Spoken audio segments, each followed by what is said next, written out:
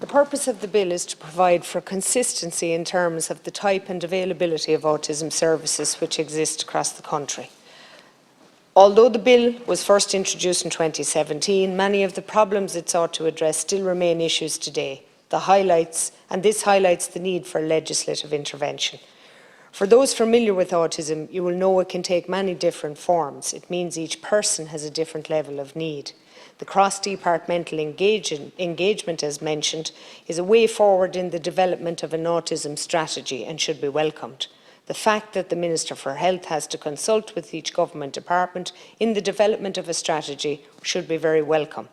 Too often we see a lack of joined-up thinking in government circles, with different arms of the state engaged in a wrestling match with each other. Therefore, a cross-departmental approach is welcomed and would have my full support. Section 2 provides for a clear system of accountability with regard to service provisions for people with autism. There are probably many other sections of government activity that could do with clear systems of accountability, but this one would be certainly welcome. To quote from the bill, the memo, Section 3.1a requires that the strategy outline how the needs of persons with autism spectrum disorder should be met by service providers in respect of access to varied specified services. Section 3.1b requires that the strategy should make provision for individual assessments of persons with autism spectrum disorder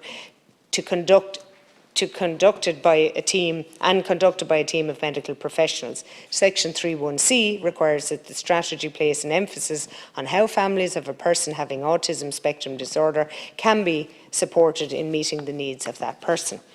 With all of those fine proposals and aspirations, I say this to government. I do not and will not support a situation where services provided to people with autism are different depending on whereabouts in the country the person is located. Private services are costing families huge money and in many cases are unaffordable. A person with autism in County Wexford and Donegal should not and must not have different access and availability of local services. And I just want to say, Count Corla, in Wexford there is actually no respite service available for autism families. I have a situation where a family who have fostered a child for the past 10 years with autism, the child is now 10, has to go to Enniskerry in County Wicklow to receive respite for the first time in 10 years.